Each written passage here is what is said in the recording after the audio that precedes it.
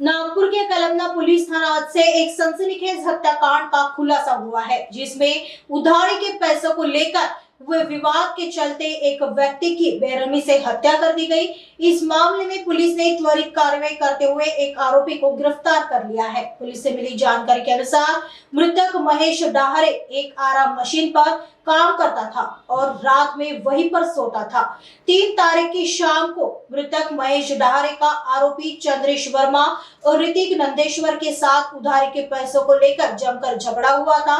उसके बाद दूसरे दिन आरोपियों ने मृतक के सिर पर पत्थर से वार कर उसे गंभीर रूप से घायल कर दिया था, जिससे उसकी मौके पर ही मौत हो गई। फिलहाल पुलिस ने चंद्रेश वर्मा को गिरफ्तार कर लिया है। फरार आरोपी ऋतिक नंदेश्वर की तलाश जारी है। आगे की जांच कलमना पुलिस कर रही है।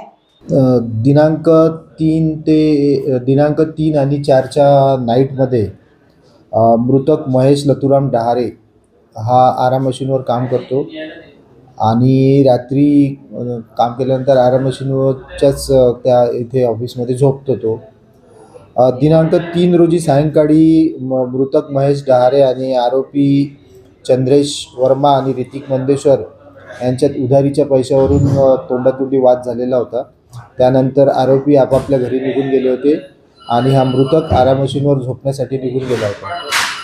4 तारखेला सकाळी असे दिसून आले की मृतकच्या डोक्यावर दगडाने मारून त्याला गंभीर जखमी करून त्याला ठार केलेलं आहे।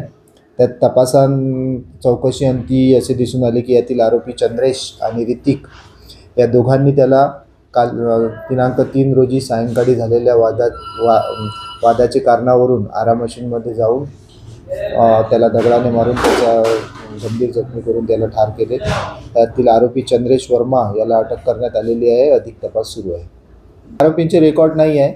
उधारीचे पैसे होते, मृतकने त्यांच्याकडून उधार पैसे घेतले होते आणि देत नव्हता, त्यामुळे त्यांचा वाद झाला आणि त्यातून ही घटना घडलेली आहे।